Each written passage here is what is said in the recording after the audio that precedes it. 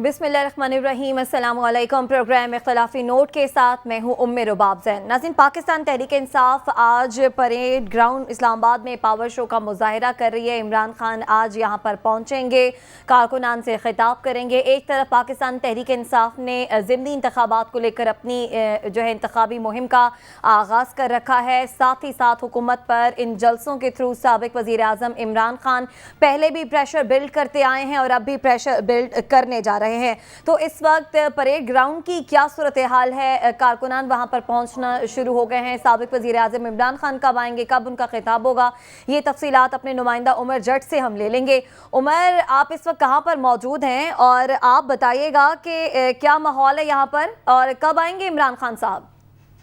जी, पहले तो जो प्लान था उसके मुताबिक तो यहाँ पर 5 बजे का वक्त दिया गया था, लेकिन गुज़श्ता रोज जब इमरान खान ने रैली का रात को ऐलान किया, उसके बाद फिर ये सारा प्रोग्राम थोड़ा रीशेड्यूल हुआ। अभी इमरान खान रहमानाबाद से निकले हैं, अभी वो रैली में बाकायदा ज्वाइन करेंगे रैली को, और फिर ये रैली यहाँ पहुंचेगी। तो एक्सपेक्टेड टाइम यहाँ पर पहले किया जा रहा था कि ये 7:30 बजे तक इमरान खान यहाँ पंडाल में पहुंच जाएंगे परेड ग्राउंड में, लेकिन अभी जो सिचुएशन है वहाँ रैली की वहाँ जो हमारी दोस्तों से बात हुई है तो अभी वो काफी दूर है, तो यहाँ पर आते हुए तकरीबन 1.5 घंटा और उन्हें लग सकता है। 1.5 घंटा आप कह रहे हो मर्जट, लग सकता है। ये भी बताइएगा कि इलेक्शन मुहिम को लेकर ये एक उनका रिवायती जलसा होगा इमरान खान साहब का, या फिर ये तवक्को की जा सकती है कि मुस्तकबिल के लिए कोई वो अहम लाहे अमल भी दे सकते हैं, कोई ऐसी बड़ी ऐलान या बात भी कर सकते हैं साबिक वज़ीर आज़म?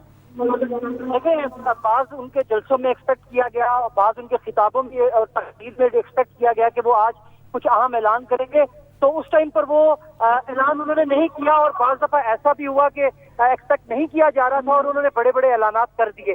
तो इमरान खान की जो अब ज़िमनी इंतखाबात हो रहे हैं लाहौर में, पंजाब में, उसके लिए वो तैयार हैं और मोटिवेट कर रहे हैं अपने कारकुनान को। और आज का जो जलसा है वो ज़िमनी इंतखाबात में भी ये उसमें भी पीटीआई के लिए फायदेमंद हो सकता है। ताहम इमरान खान ये बुनियादी तौर पर ये जलसा बुलाया गया है, ये महंगाई के खिलाफ था, और अब इमरान खान जब तकरीर करेंगे तो उसमें बहुत सी चीजें हैं जिनका वो अहाता करेंगे। यहाँ पर अपने कारकुनान से वो तमाम तर बातें बताएंगे, क्योंकि आपको याद होगा कि इसी परेड ग्राउंड में इमरान खान ने जलसा किया था जब वो प्राइम मिनिस्टर भी थे, और उसी जलसे के दौरान उन्होंने वो साइफर निकाल कर दिखाया था कि उनके पास एक साजिश का पता चला, और उन्होंने अपनी जेब से एक लेटर निकाल कर लहराया था। आज वो इस परेड ग्राउंड में दोबारा एक बार जलसा कर रहे हैं। वो वजीर आजम नहीं है, उनकी जो उनका बयानिया है वो अवाम में मकबूल किस कदर हुआ, ये उनके जलसों से अंदाजा लगाना थोड़ा मुश्किल है। लेकिन बहरहाल यहाँ पर कारकुनान की बड़ी तादाद मौजूद है। इमरान खान आज तकरीर करेंगे, और जो पीटीआई के रहनुमा है उनका कहना है कि ये बड़ी अहम एक तकरीर होगी जिसमें आइंदा का जो लाहे अमल है, जो पंजाब की सूरत हाल है, और पंजाब में जो सुप्रीम कोर्ट की कल की हेयरिंग हुई उसके बाद क्या पीटीआई की हिकमत अमली है, तो ये तमाम सब चीजें ठीक है। उमर जट, बहुत शुक्रिया। आप बता रहे हैं कि तहरीक इंसाफ के जो रहनुमा हैं उनकी जानिब से कहा जा रहा है कि आज की तकरीर जो होगी साबिक वज़ीर आज़म इमरान खान साहब की, वो बड़ी अहम तकरीर होगी। हबीब साहब, इससे पहले साबिक वज़ीर आज़म जब गए परेड ग्राउंड तब वो वज़ीर आज़म थे और उन्होंने वो साइफर भी आवाम को दिखाया था, जैसे कि हमें उमर जट भी बता रहे थे। आज फिर से वो परेड ग्राउंड में, तो कहा जा रहा है कि शायद आज इमरान खान साहब कोई बड़ा ऐलान कर सकते हैं। देखिए, जो अपोजिशन में होता है जब कोई लीडर, और बिलखुसूस वो साबिक वज़ीर आज़म भी रह चुका हो, तो उसके बयानात की तरफ लोगों की तवज्जो तो बहरहाल मुनतिफ होती है, और वो अपना जो बयानिया है वो लोगों के सामने रखता है, कभी इस पैराए में कभी उस पैराए में। लेकिन जहाँ तक आप ये समझ रही हैं कि अहम ऐलान, तो अहम ऐलान से क्या मुराद हो सकता है? अहम ऐलान से अगर हम ये सुराग लगाने की कोशिश करें कि इमरान खान को मज़ीद आगे कोई हिकमत अमली, किसी नए लॉन्ग मार्च का ऐलान या कुछ इस तरह का करने वाले हैं, तो मुझे लगता है कि आज शायद वो मुनासिब वक्त नहीं है। तो इसके लिए जो आज का उनका जो अगरचे जो आज के जलसे का उन्होंने ऐलान किया है वो महंगाई के ख़िलाफ़ एहतजाज है, लेकिन इसमें एक अहम बात यह है कि ये जलसा जो इस्लामाबाद में मुनक़िद हो रहा है वो सिर्फ रावलपिंडी और इस्लामाबाद के मदऊइन हैं, बल्कि वहाँ के लोग हैं जिन्हें वहाँ लाने की कोशिश की जा रही है। और इसके अलावा पाकिस्तान के दूसरी जगहों पे स्क्रीनें लगा के बाकायदा इमरान खान का खिताब जो है वो सुनाया जा रहा है। तो जलसा बज़ाहिर तो एक शहर में है, लेकिन थैंक्स टू टेक्नोलॉजी के इसकी वजह से ये जलसा कई शहरों में होता हुआ नजर आएगा। तो दरअसल इसका कॉन्टेंट اہم ہوگا اپنی جگہ، ظاہر ہے عمران خان ہے، وہ جو کچھ بھی کہیں اہم ہے، لیکن اس کے ساتھ ساتھ اس کی جو پریزنس سارے ملک میں بیک وقت لوگوں کی ہے جو عمران خان کو سننے کے لیے اکٹھے ہوئے ہیں، اس کی اپنی ایک امپورٹنس ہے. اور دراصل جب یہ اگر شہروں میں آج پھر کوئی اس طرح کا منظر دیکھنے میں آتا ہے جیسا ایک دو بار دیکھنے میں آیا کہ عمران خان صاحب تقریر تو کہیں اور کر رہے ہیں لیکن جلسہ کئی شہروں میں برپا ہو رہا ہے، تو اگر ایسا منظر دیکھنے میں آتا ہے تو پھر اس کے بعد توقع کی جا سکتی ہے کہ عمران خان صاحب آگے چل کے اپنی کوئی اسٹریٹجک نوعیت کا اعلان کر سکتے ہیں. لیکن ابھی جو ہے وہ دراصل حکومت پر دباؤ ڈالنے کا جو پروسیس انہوں نے مسلسل شروع کر رکھا ہے کہ پہلے تو انہوں نے ان کا جو نیریٹو تھا وہ یہ تھا کہ انہیں غلط طور پر ایک سازش کے تحت نکالا گیا، اور اب اس میں ساتھ یہ بھی ہے کہ میرے سے جو غلطیاں ہوئی ہوں گی معاف کیجیے گا، لیکن میری جگہ جو لوگ آئے ہیں یا لائے گئے ہیں وہ دیکھیے کہ وہ آپ کے ساتھ کیا کر رہے ہیں. تو دراصل اب وہ جو معاف کیجیے گا جو نیا نیریٹو ہے وہ اس کو بھی آگے پریس کرتے ہوئے نظر آ رہے ہیں. صحیح. سعد صاحب آپ کی جانب آئیں گے. آج سابق وزیر اعظم عمران خان مہنگائی کے خلاف ہی عوام سے مخاطب ہوں گے، اور حکومت جو مہنگائی IMF کی آڑ میں جو فیصلے کر رہی ہے جس سے عوام مزید افیکٹ ہو رہے ہیں اس پر بات کریں گے، یا پھر وہ جو مہنگائی مارچ دوبارہ سے سابق وزیر اعظم نے لے کر آنا تھا اسلام آباد کی جانب، اس سے متعلق بھی کوئی بات ہو سکتی ہے؟ دیکھیے، سب سے پہلے تو میں آپ کو یہ بتاتا چلوں کہ کیونکہ میں اسلام آباد میں ہوں اور ہمارا اسلام آباد کا دنیا ٹی وی کا اسٹوڈیو جو ہے وہ اس رستے کے قریب ہے جہاں سے اسلام آباد ہائی وے سے پریڈ گراؤنڈ کی طرف جایا جاتا ہے، تو ابھی آتے ہوئے بھی ہم نے بڑی لمبی لمبی لائنیں دیکھیں، بلکہ بہت سی گاڑیاں جو کہ پریڈ گراؤنڈ نہیں جا رہی تھیں لیکن اس رستے پہ تھیں کیونکہ ایک مین روڈ ہے، تو وہ مڑ کے تو کسی دوسرے رستے کو تلاش کر رہی تھیں کیونکہ آگے اتنی زیادہ ٹریفک بلاک ہے اور بہت سا رش ہمیں دور سے نظر آیا. تو بظاہراً لگتا ہے کہ جتنی دیر تک عمران خان صاحب پہنچیں گے اور ابھی ان کا اپنا قافلہ، ان کی اپنی ریلی ابھی نہیں پہنچی، تو کافی سارے لوگ اکٹھے ہو جائیں گے اور یہ اسی اسٹریٹ پاور کی ڈیمونسٹریشن ہوگی جو کہ اب سے پہلے عمران خان صاحب کے جلسوں میں ہم دیکھتے آئے ہیں. آپ نے مہنگائی مارچ کی بات کی تو میں ذرا تھوڑا سا واضح کرتا چلوں کہ اب سے پہلے مہنگائی مارچ ایک تو کم از کم ورنہ شاید 2 دفعہ پاکستان کے اندر پچھلے کچھ مہینوں میں ہو چکی ہے. ایک بلاول بھٹو زرداری صاحب کی تھی اور ایک مولانا فضل الرحمان صاحب بھی جب آئے تھے اور ساتھ PMLN بھی آئی تھی تو تب بھی انہوں نے کہا تھا کہ ہم میل ایڈمنسٹریشن اور مہنگائی اور دیگر چیزوں کے خلاف آ رہے ہیں. لیکن اگر آپ بلاول بھٹو زرداری صاحب کا لانگ مارچ دیکھ لیں جو کراچی سے شروع ہوا، مہنگائی کے خلاف تھا، اسلام آباد تک آیا، اور اس کی تمام تقریریں اگر آپ نکال کے دیکھ لیں تو مہنگائی پہ تو شاید چیدہ 2-4 باتیں ہوئی ہوں. تمام باتیں کسی بھی سیاسی لیڈر کی، خاص طور پہ اس اسٹیچر کے سیاسی لیڈر کی، وہ ضروری نہیں کہ اپنے عنوان سے جڑی ہوں، وہ بہت سی جو اپنا اوورال ان کا پولیٹیکل نیریٹو ہے جس میں وہ سائفر کی بھی بات کرتے ہیں، ووٹ آف نو کانفیڈنس کی بھی بات کرتے ہیں، وہ منحرف اراکین کی بھی بات کرتے ہیں، وہ دیگر بھی جو کنیکٹڈ میٹرز ہیں ان کے اوپر اپنی تقریر کرتے ہیں. میرا خیال ہے کہ آج بھی اسی طرح کی بات ہوگی. ہاں، ایک ایڈیشنل چیز جو کہ عمران خان صاحب کے پچھلے بڑے جلسے جو کہ ایفیکٹولی 25 مئی سے پہلے کے جو جلسے تھے اس کے بعد سے اب تک کے اندر جو ایک نمایاں تبدیلی آئی ہے وہ یہ مہنگائی کا پریشر اور ڈالر کی اڑان ہے. ہم نے دیکھا کہ حکومت نے پہلے کہا کہ ہم یہ تمام چیزیں بڑھا رہے ہیں اس وجہ سے کہ IMF کا پریشر ہے، پھر جب IMF کی طرف سے کچھ سرزنش ہوئی تو کہا کہ نہیں یہ ہماری اپنی پالیسی ہے. اب مفتاح اسماعیل صاحب اور فائنانس منسٹر صاحب بار بار اس بات کو انسسٹ کرتے ہیں کہ یہ ہم نے خود کیا، یہ ہم خود کرنا چاہتے ہیں. IMF نے ہمیں صرف ایک ریونیو ٹارگٹ دیا اور ایک ایکسپینڈیچر ٹارگٹ دیا، اس تک پہنچنا، کن ایڈمنسٹریٹو میجر سے پہنچنا ہے، کہاں سبسڈی دینی ہے، کہاں نہیں دینی، کہاں پیسے خرچ کرنے ہیں، کہاں نہیں کرنے، یہ ہمارا اپنا فیصلہ ہے. اور تیل کی قیمت اور گیس کی قیمت کے اور بجلی کی قیمت کے بارے میں بھی ان کا یہی کہنا تھا کہ حکومت کا فیصلہ ہے. تو ان فیصلوں کے بعد اور مہنگائی کے اس طوفان کے بعد اور ڈالر کے 200 ٹچ کرنے کے بعد یہ عمران خان صاحب کا پہلا جلسہ ہے. اور ساتھ ہی ساتھ ایک تیسری چیز جو اس کے اندر ہوئی جو کہ بہت ہی ضروری ہے، وہ کل سپریم کورٹ کا گزشتہ جو سپریم کورٹ کا فیصلہ آیا وہ ہے. کیونکہ ہم سب اب اس بات کو پچھلے کچھ عرصے سے ڈسکس کرتے کرتے اس نتیجے پہ تو پہنچ ہی چکے ہیں کہ اگر پنجاب کی حکومت PTI کے پاس چلی گئی، اور فواد چودھری صاحب نے ہمارے ہی پروگرام میں کل پرسوں میں فرمایا تھا کہ اگر پنجاب کی حکومت PTI کی بن گئی تو وہ فوراً اس کو کوشش کریں گے کہ تحویل کریں اور ساتھ ہی KP کی اسمبلی کو تحویل کریں اور جنرل الیکشن کی طرف چلے جائیں.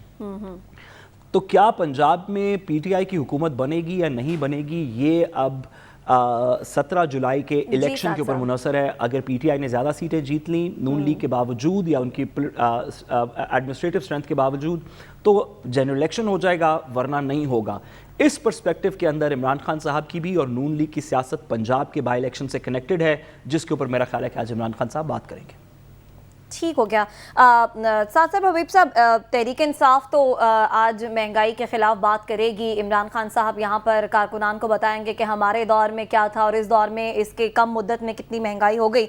लेकिन आप समझते हैं कि इस तमाम तर सूरत हाल से हुकूमत पर तहरीक इंसाफ प्रेशर बिल्ड कर पा रही है? राना सनाउल्लाह साहब भी कह रहे हैं कि IMF ने तहरीक इंसाफ के गलत मुआहिदों की वजह से उन्हें तिगनी का नाश नचाया हुआ है। तो मईशत में IMF ने हुकूमत को तंग कर रखा है और सियासत में जो है वो साबिक वज़ीर आज़म साहब जो हैं वो इस वक्त हुकूमत के लिए बड़ा एक टफ मुकाबला है।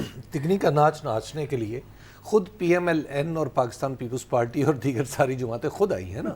इन्हें कोई मार बांध के तो लाया नहीं गया। ये तो बड़े आराम से कह सकती थी कि हम 1 साल मजीद इंतजार करेंगे, तो इन्हें ये तिगनी का नाच ना नाचना पड़ता। तो तिगनी का नाच नाचने में तो कुछ रजाकाराना मर्जी भी शामिल है, आप इसको बिलजबर नहीं कह सकते। तो लिहाजा एक तो ये बात है। दूसरी बात देखिए, जहाँ तक मईशत का ताल्लुक है तो मईशत को संभालने के लिए जितना वक्त चाहिए वो वक्त इस हुकूमत के पास नहीं है। इस हुकूमत को कुछ लॉन्ग टर्म इक़दामात करने हैं, कुछ ऐसी चीज़ें करनी हैं जो स्ट्रक्चरल नोयत की हैं। वो मारे बांधे जब IMF के कहने पे हम करेंगे तो उसके नताइज बड़े अच्छे हो सकते हैं, लेकिन वो ज़रा लॉन्ग टर्म में आते हैं। शॉर्ट टर्म में उनकी मुश्किलात का हमें सामना करना पड़ेगा। मिसाल के तौर पे अब जैसे पिछले साल हमने 6% की ग्रोथ बुक की, तो अब जो IMF की पॉलिसियाँ आएंगी उसके नतीजे में डेफिनेटली हमारा ग्रोथ का नंबर जो है, जो जैसे खुद हुकूमत का कहना है कि 4% जा रहा है, 4% होगा, यानी आज से जो माली साल शुरू हो रहा है। लेकिन आइंदा जब ये माली साल ख़त्म होगा, यानी कल से जो खैर माली साल शुरू हो गया 1 जुलाई से, तो आइंदा 30 जून 2023 तक जब हम जाएंगे तो उसमें हम ये देख रहे होंगे कि ग्रोथ का नंबर 4% से भी नीचे होगा। और बहुत सारे लोग चीखे मार रहे होंगे हुकूमत के ऊपर, जो वैसे ही यानी इमरान खान प्रेशर डालें या ना डालें, हुकूमत के ऊपर बहरहाल एक प्रेशर रहेगा। और इंटरनेशनल जो एक महंगाई का साइकिल है उसके भी रुकने के भी कोई इम्कानात नज़र नहीं आ रहे। यानी गोया वो तमाम चीज़ें जो इमरान खान की टीम की कमजोरी या उसकी नालायकी से एट्रीब्यूट की जाती थी, और जो उस वक्त वो कहा करते थे कि भाई ये इंटरनेशनल साइकिल है, आज जब ये सारे लोग जब कहेंगे कि ये इंटरनेशनल साइकिल है तो आज जाहिर है नालायकी का इल्जाम इनके ऊपर है। और हबीब साहब तब आप ये भी बात किया करते थे कि जो चीजें नेचुरली हैं, इंटरनेशनली हैं, उसको खुदारा सियासत का हिस्सा ना बनाएं। मैं उस वक्त बार बार ये अर्ज किया करता था, लेकिन बाहर तूती की आवाज़ जो है इस नक्कार खाने में कौन सुनता है। तो लिहाजा मेरी आवाज़ तो सदा बसहरा साबित हुई, ना उस पर किसी ने कान धरा, ना कुछ ऐसा मुझे भी कोई तवक्को नहीं खैर की कि हमारा रियासती ढांचा इस कदर विजिलेंट है और इस कदर हमतन गोश हो के लोगों की बातें सुनता है कि वो कुछ अच्छी तजवीज़ जो है उस पर अमल भी कर ले। तो लिहाजा मुझे तो ये तवक्को कभी नहीं रही। एक तरफ तो अब ये मसला है, उसके साथ दूसरा मसला पॉलिटिकल, जैसे आपने कहा कि जुड़ा हुआ है, वो ये है कि इस हुकूमत की सियासी साख दुनिया के नज़दीक एक पार्लिमानी निज़ाम हुकूमत में जिसमें एक वज़ीर आज़म के खिलाफ अदम एतमाद मंजूर हो चुकी हो, उसकी जगह आने वाली हुकूमत को कुछ सीरियसली लेता नहीं है अनटिल के एक इलेक्शन हो चुके। पाकिस्तान एक तजर्बागाह हज़रत कायद आज़म रहमतुल्लाह अलैह ने बनाई थी, वो तो किसी और हवाले से, लेकिन हमने यहाँ अपने गमलों में शजर उगाने का तजुर्बा जो पहले करते आए हैं बेमानी और लायानी, वो अब भी ये बेफ़ायदा तजुर्बा हम करेंगे और हम एक गमले में शजर उगाने की कोशिश करेंगे। और फिर अगले साल हमारी ये भी तवक्को है कि हम इसकी साए में भी बैठें, फिर हाथ बढ़ा के इसका फल भी तोड़ें, और जब ज़रूरत पड़े तो इसकी लकड़ी काट के हम चारपाइयाँ और फर्नीचर भी बनाएं। तो अगर हम चूँकि तवक्को लगाए बैठे हैं तो बिस्मिल्लाह, अब तवक्कुआत अगर घोड़े होते तो फिर हम जैसे लोग ही उसके ऊपर सवार होते। चलें हबीब साहब, अल्लाह खैर करे। अब ये तो आने वाला वक्त बताएगा कि हुकूमत तवक्कुआत पर कितना पूरा उतरती है आवाम की और क्या कर गुजरती है। बहरहाल साथ साहब, अभी आप समझ रहे हैं कि इमरान खान साहब अपने जलसों पर हुकूमत पर इतना प्रेशर बिल्ड कर रहे हैं कि हुकूमत घबरा गई है? देखिए, सुप्रीम कोर्ट की कल के फैसले के बाद अब पॉलिटिकल सिचुएशन और कानूनी सिचुएशन तो बड़ी सिंपल हो गई है। सुप्रीम कोर्ट ने ये फैसला कर दिया कल के 22 जुलाई को पाकिस्तान के अंदर पंजाब असेंबली के अंदर चीफ मिनिस्टर का इलेक्शन होगा, जिससे पहले 17 जुलाई को बाई इलेक्शन के थ्रू हाउस जो है वो प्रॉपर्ली कॉन्स्टिट्यूट हो चुका होगा।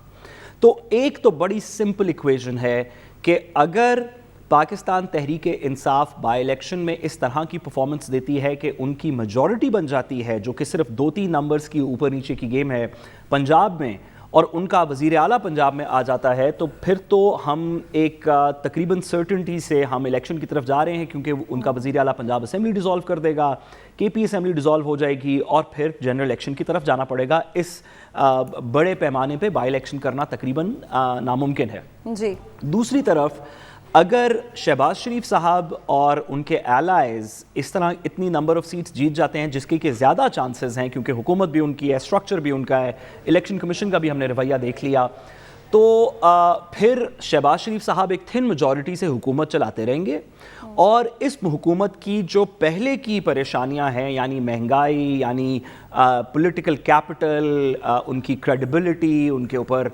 جو مقدمات کی تنقید ہے، جو نیب کا قانون چیلنج ہوا ہے، جو اس طرح کے تمام مسائل آج موجود ہیں، وہ پھر بھی موجود رہیں گے، اور حکومت کوشش کرے گی اپنا ٹائم پیریڈ پورا کرنے کا، وفاق میں بھی، پنجاب میں بھی، دیگر صوبوں میں بھی۔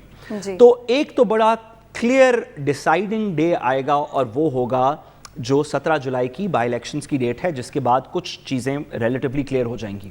جو امید کی جا رہی ہے، یا جو امید تو نہیں کہنا چاہیے، جو ایکسپیکٹیشن ہے، وہ یہ ہے کہ حکومت وقت وفاقی اور صوبائی حکومت کی موجودگی میں الیکشن کمیشن کی کچھ سمپتھی کے ساتھ وہ اپنی میجورٹی مینٹین کر لے گی، اور حمزہ شہباز صاحب کی حکومت چلتی رہے گی۔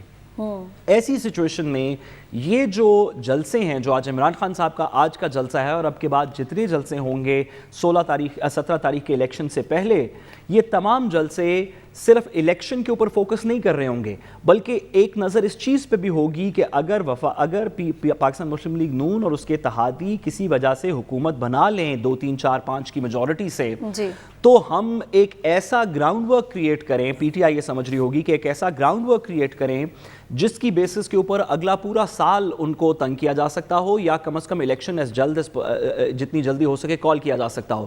اس کا حصہ ہے معیشت بھی، اس کا حصہ ہے دیگر بھی، عمران خان صاحب کا جو سائفر والا نیریٹو ہے، جو دیگر چیزیں، یہ اس کا حصہ ہے۔ لیکن جو امیڈیٹ گول تمام پولیٹیکل پارٹیز کے لیے جو حکومت میں ہیں ان کے لیے بھی، اور اپوزیشن میں پی ٹی آئی اور پاکستان مسلم لیگ کاف کے لیے بھی، وہ بائی الیکشن کی ڈیٹ ہے، جس پہ میرا خیال ہے کہ آج کے جلسے سے پاکستان تحریک انصاف پورا پریشر ڈالے۔ ٹھیک ہے سعد صاحب، آپ کے اسی کامنٹ کے ساتھ بریک کی جانب بڑھیں۔ بریک سے جب واپس آئیں گے تو حکومت کی اس بڑھتی ہوئی مشکلات پر اتحادی بھی بے چین ہو گئے ہیں، شکوے شکایتیں انہوں نے شروع کر دی ہیں، اس پر بات کریں گے، ہمارے ساتھ رہیے گا۔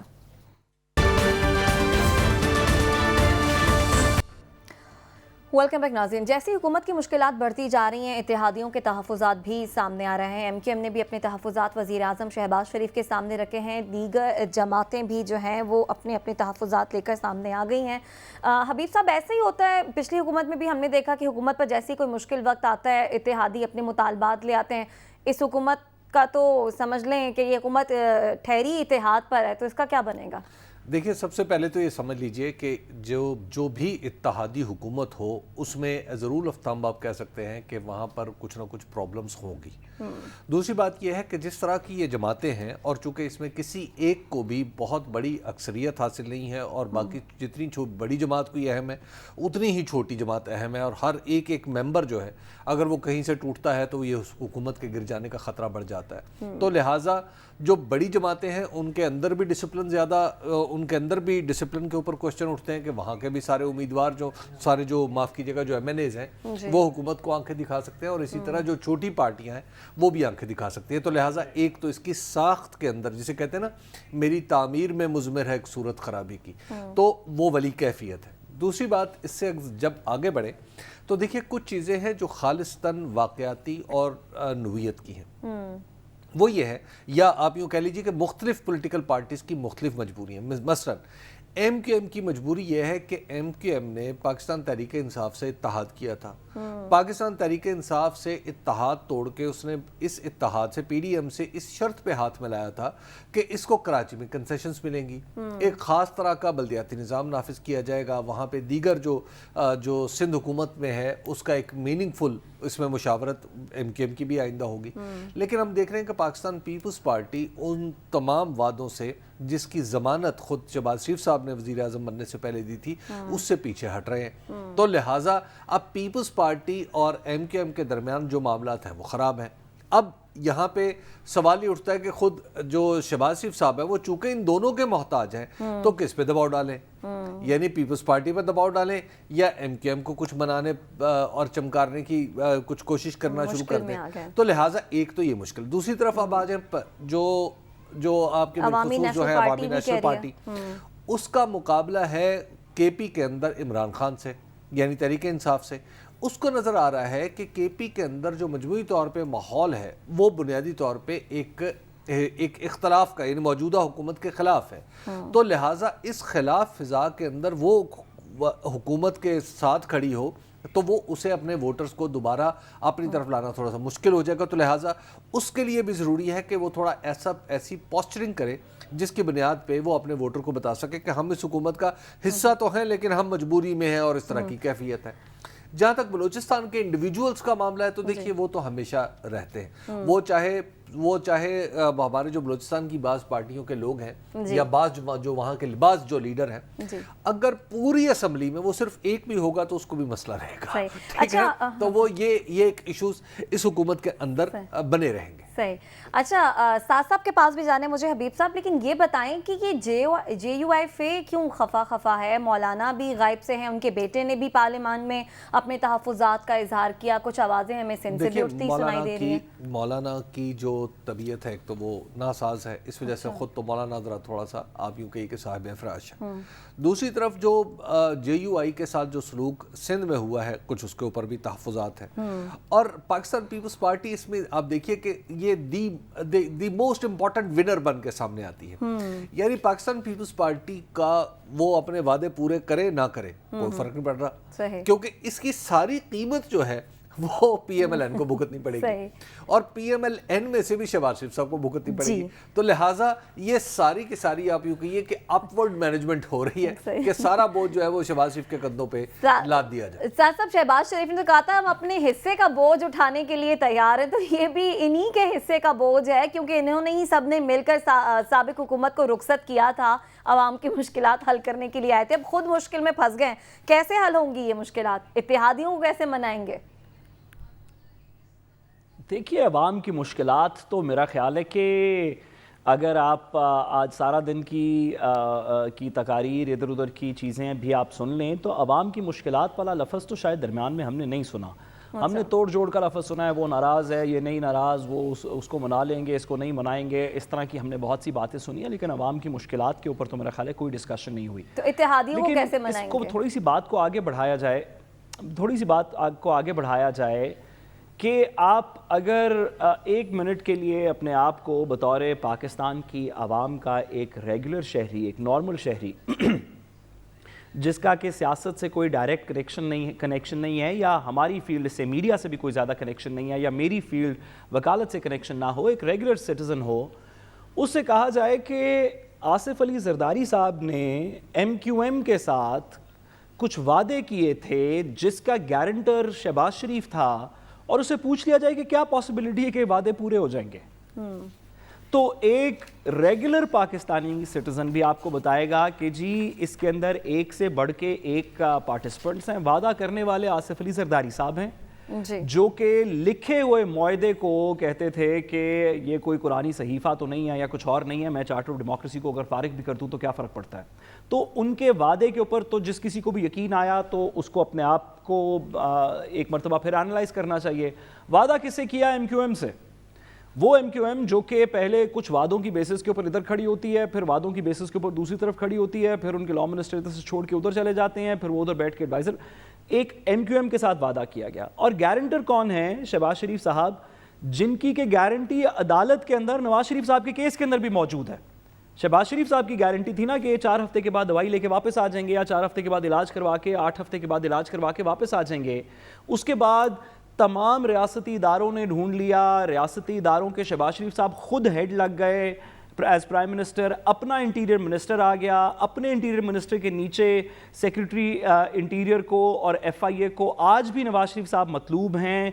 अपनी पंजाब की गवर्नमेंट है, पंजाब के अपनी हाई कोर्ट ने कहा हुआ है कि नवाज शरीफ साहब मतलूब हैं, उनको वापस लेके आए, और गारंटर जो है वो शहबाज शरीफ साहब हैं, और उन्होंने कितना अच्छा खुश उसलूबी से अदालत के गारंटी को पूरा किया। तो जिन लोगों का भी ख्याल था कि शहबाज शरीफ साहब की गारंटी जो कि जरदारी साहब के बिहाफ पे ली गई है MQM के लिए, अगर वो इस बात पे कायल थे कि ये गारंटी चलती रहेगी और इसकी बेसिस के ऊपर हुकूमत भी चलती रहेगी, तो मैं अब या आप या कोई भी शख्स उनको क्या कह सकता है। सही। प्रोग्राम में आगे बढ़ते हैं। आपको बताएं कि आज़ादी सहाफ़त का दिन तो हम मनाते हैं, लेकिन उसके बावजूद भी पाकिस्तान में सहाफ़ी आज़ाद नहीं हैं। सीनियर सहाफ़ी और दुनिया TV के प्रोग्राम थिंक टैंक से वाबस्ता सीनियर तजिया निगार अयाज अमीर साहब पर गुज़िश्ता रात नामालूम अफराद की जानिब से तशद्दुद किया गया। वो अपना प्रोग्राम मुकम्मल करके दफ्तर से घर जा रहे थे। दफ्तर से निकलते ही नामालूम कार ने उनकी गाड़ी रोकी और 6 अफराद बताया गया नामालूम, जिन्होंने उन पर तशद्दुद किया। उनका वॉलेट और उनका मोबाइल फ़ोन भी छीन लिया गया और मेडिकल रिपोर्ट में ये तशद्दुद भी साबित हो गया है और नामालूम अफराद के ख़िलाफ़ FIR भी दर्ज हो गई है। साबिक़ वज़ीर आज़म हो, मौजूदा वज़ीर आज़म शहबाज शरीफ समेत तमाम सियासतदानों ने इस वाक़े पर अफसोस का इजहार भी किया है। वज़ीर आज़म ने हबीब साहब इस वाक़े का नोटिस भी लिया है, लेकिन हबीब साहब ऐसा ये कोई पहला वाक़या नहीं है। इससे पहले भी सहाफ़ियों पर तशद्दुद के मुतादिद वाक़यात सामने आ चुके हैं और बहुत से सहाफ़ी तो हबीब साहब अपनी जान से भी हाथ धो बैठे इन वाक़यात के नतीजे में। क्या सहाफ़ी का ये हक़ नहीं है कि ख़बर के मुख्तलिफ पहलुओं को आवाम के वो सामने लेकर आए, और अपनी इस ड्यूटी को अगर वो अंजाम देता है तो इस किस्म के रवैये का उसे सामना करना पड़ता है? उमर बाब, इसमें बुनियादी बात यह है कि जब भी सहाफ़ी को ख़तरे में आता है, उसके ऊपर तशद्दुद होता है या आखिरी सूरत में उसको मार दिया जाता है, तो दरअसल वो क्या कर रहा होता है, किस जुर्म की सज़ा होती है। हमारे कॉन्स्टिट्यूशन में ऐसा कोई जुर्म नहीं है, हमारे PPC में ऐसा कोई जुर्म नहीं है कि जिस पे सहाफ़ी पे अदालत में मुकदमा ना चलाया जा सके। अदालत में मुकदमा चला ले, हम तो हमेशा ये कहते रहे, लेकिन सड़कों पे पुरस्रार हाथ हमें मारें, कभी कोई खंजर घोंप दे, कभी कोई गोली चला दे, कभी कोई अगवा कर ले, तो उस सूरत में हमारे सिर्फ हम तहफ़्फ़ुज़ात अपने उसमें ज़ाहिर करते हैं कि यार आप ये क्या कर रहे हैं। अब आप देखिए कि जुर्म क्या होता है जिसकी वजह से हमें इस तरह की सज़ा, जिसका कोई PPC में कानून की किताबों में कोई दर्ज इंदराज नहीं है, वो हमें क्यों मिलती है। उसकी वजह यह है कि जब हम ताकतवर और बालादस्त तबकात के सामने या उनके पोल खोलते हैं, या उनके मुंह से नकाब उनके चेहरे से हटता है, या किसी और वजह से उनके राज अफशा होने लगते हैं जो दरअसल अवाम से मुतल्लिक होते हैं, तो उस वक्त फिर उनके हाथ होते हैं, कभी हमारे गिरेबान होते हैं, कभी हमारा कासा सर होता है, कभी उनके हाथ में बंदूक होती है और हमारे सीने होते हैं। तो हम और तो कुछ कर नहीं सकते, हम सिर्फ या बोल सकते हैं, हमारे पास कैमरा है या कलम है। अब प्रॉब्लम यहाँ पे आप देखिए कि अब बड़ा आसान काम है यहाँ पे बैठ के ये कहना कि जनाब अयाज अमीर साहब को फलां ने कुछ किया होगा। हम इसमें किसी का भी नाम ले लें, तो अगर हम उस शख्स, उस फर्द या उस इदारे, पॉलिटिकल पार्टी, किसी का भी नाम ले लें, तो उन सब का माजी सहाफत के हवाले से ऐसा दागदार है कि ये जुर्म ऐसा लगेगा इन्होंने किया। मिसाल के तौर पे कराची से शुरू हो जाए, MQM ऐसे ही किया करती थी सहाफियों के साथ, तो अब अगर कोई कहे कि MQM ने अयाज अमीर साहब पे हाथ उठाया तो ये भी गलत नहीं होगा। शक का इजहार है ना, बिल्कुल, शक तो किसी पे भी जा सकता है। अच्छा, PMLN के दौर में सहाफियों को मुसीबतें आई, ठीक है, उसके ऊपर भी शक जाता है। पाकिस्तान पीपल्स पार्टी के दौर में सिंध के कितने सहाफ़ी हैं जिन पे अब तक जिनको बाकायदा तौर पे खामोश करा दिया गया, उसके ऊपर भी इल्ज़ाम जाता है। हमारे सिक्योरिटी के इदारों के ऊपर उनका भी, हमारा जो ट्रैक रिकॉर्ड है वो इतना ख़राब है कि उनके ऊपर भी इल्ज़ाम लगाया जा सकता है। खुद तहरीक इंसाफ के अंदर अगरचे सहाफ़ियों को उस तरह मारा नहीं गया, यानी मार धाड़ नहीं की गई, लेकिन सहाफ़ियों के ऊपर सख्तियां तो उनके दौर में भी रही हैं, तो गोया आप उनके ऊपर भी इल्ज़ाम लगा सकते हैं। आप किसी एक पुलिस के ऊपर, आप किसी एक पर इल्ज़ाम लगाना चाहें तो आपको लगेगा कि शक करने के लिए ये बेहतरीन पार्टी। और ऐसा भी हो सकता है कोई थर्ड पार्टी की जानिब से ऐसा अमल किया गया हो ताकि दूसरों पर शक किया जाए। एक सेकंड, वो जो थर्ड होगी ना, वो भी इन्हीं में से होगी। अच्छा, वो भी कोई बाहर से नहीं आई होगी, पाकिस्तान के अंदर से आई होगी ना। हम उन सब लोगों को अच्छी तरह जानते हैं जिनको सहाफत से तकलीफ है। जिनको आज़ाद लोग तज्जिया करते, अपनी राय का इजहार करते हुए और ख़बर देते हुए अच्छे नहीं लगते। हम उन सब लोगों को जानते हैं। हमारा मसला अयाज अमीर साहब को आज आपने उस 70 साला शख्स के ऊपर, उसके सफ़ेद बालों पे, उसकी दाढ़ी पे, उसके पॉलिटिकल कैरियर पे, उसके सहाफ़ती कैरियर पे अगर किसी को शर्म नहीं आ रही और अब तक भी नहीं आ रही कि हम ज़रा कम अज़ कम कुछ सरगर्मी दिखाएं उन लोगों को पकड़ने में जिन्होंने ये हरकत की है, तो आप बताएं कि इस मुल्क में आप सहाफ़त के मुस्तक़बिल के बारे में क्या कहते हैं। अब प्रॉब्लम ये है कि अयाज अमीर तो एक दीवाना है, आप उसे रोक तो नहीं सकते। वो एमपीए था तो वो अपनी जमात के खिलाफ भी कॉलम लिख दिया करता था। वो एमएनए था तो वो अपनी जमात का ज़मीर बन के आवाज़ उठाया करता था। अब वो तो पागल है, उसको तो आप रोक नहीं सकते। उसके बाद उसने नौकरियां उसने छोड़ी, सारा काम उसने किया। वो जो समझता है, जिस चीज़ को ठीक कहता है, समझता है, मुझे उससे इख्तलाफ हो सकता है, 1000 जगह मेरे अयाज अमीर साहब से इख्तलाफ आता है, लेकिन जिस चीज़ को वो ठीक समझता है वो ना तो बनामे मजहबियत किसी से डरता है, ना बनामे रियासती ताकत किसी से डरता है, ना बनामे हुकूमती रोबदाब किसी से डरता है। अब ऐसे शख्स का बताए क्या इलाज किया जाए। अब ऐसे शख्स को, और शरीफ आदमी वो इतना कि कोई मुकदमा नहीं उस पर बनाया जा सकता। अब और क्या करें इस शख्स का जो आइन का हक जताने पे तुला हुआ है, अब उसका क्या करें। और फिर हबीब अकरम जैसे छोटे दीवाने जो उसको मानते हैं, जो ये समझते हैं कि पूरे शरह सदर के साथ समझते हैं कि अयाज अमीर के बोलने के हक के ऊपर जो शख्स भी हाथ, उंगली, कलम उठाता है, या रियासती ताकत या अपनी अवामी ताकत या मजहबियत का कोई लबादा ओढ़ के उसकी तरफ हाथ उठाता है, तो दरअसल वो पाकिस्तान का दोस्त नहीं है। अब हम तो ये समझते हैं, हम अपना मुकदमा, अनफॉर्चुनेटली मुझे ये लफ्ज़ कभी बहुत अच्छे नहीं लगा करते थे, लेकिन मुझे लगता यह है कि हम सहाफ़ी अपना मुकदमा सिर्फ अल्लाह की अदालत में और या अवाम की अदालत में पेश कर सकते हैं। इस रियासती इदारों से अगर आपको ये तवक्को है एक सहाफ़ी के तौर पे, तो माफ़ कर दीजिए मुझे। साद साहब, अब हमें कोई तवक्को रखनी चाहिए कि सहाफ़ियों पर जो शब खून मारा जाता है इसका कोई अजाला करेगा। ये कोई एक मिसाल नहीं है, इससे पहले की अनगिनत मिसालें हमारे सामने हैं, और उसके बाद भी क्या कुछ हुआ वो भी आपके सामने। देखिए, सबसे पहले तो अयाज साहब से बहुत सा हम सब ने उनसे बात भी की, मुख्तलिफ़ औक़ात के अंदर उनका हाल भी पूछा। अल्लाह ताला उनको जल्दी से एहतियाबी दे, जो उनको छोटे छोटे कुछ लगी हुई हैं, और आइंदा भी अपने हिफ्ज़ अमान में रखे, उनको भी, उनकी फ़ैमिली को भी और तमाम लोगों को। देखिए, मैं हबीब साहब की बात से एग्री करता हूँ, लेकिन कुछ उसके अंदर पैबंद लगाना चाहता हूँ। जी। हमारे आईन पाकिस्तान के अंदर आर्टिकल 19 जो कि आर्टिकल 19 है, उसके नीचे फ्रीडम ऑफ स्पीच की गारंटी आपको, मुझे, तमाम शहरियों को और तमाम प्रेस के इदारों को, टेलीविज़न्स को, अखबारों को, दीगर लोगों को दी गई है। उसके कुछ खदोखाल हैं, और अयाज अमीर साहब जो कि बहुत अरसे से बड़ी सख्त तनकीद भी करते रहे, हमेशा उस खदोखाल के अंदर मौजूद रहे। अयाज अमीर साहब से और अयाज अमीर साहब की गुफ्तगू के अलावा बहुत से लोगों ने बड़ी बड़ी गुफ्तगू की, और मैं बतौर वकील ये कहना चाहता हूँ कि हमें आइन के खदोखाल का लिहाज रखना चाहिए। जो फ्रीडम ऑफ स्पीच है, इसके अंदर ब्लास्फेमी नहीं हो सकती, इसके अंदर कंटेम्प्ट ऑफ कोर्ट नहीं हो सकती, कुछ ऐसे खदोखाल हैं जो आइन ने खुद लगा दी।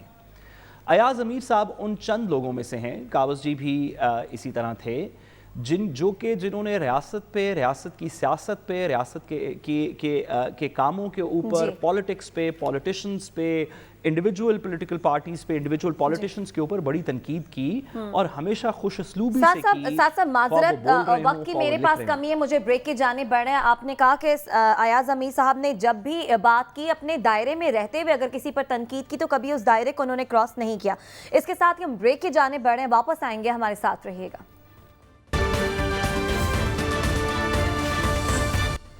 प्रोग्राम से इजाजत दीजिए, कल मुलाकात होगी, अल्लाह ने के बाद।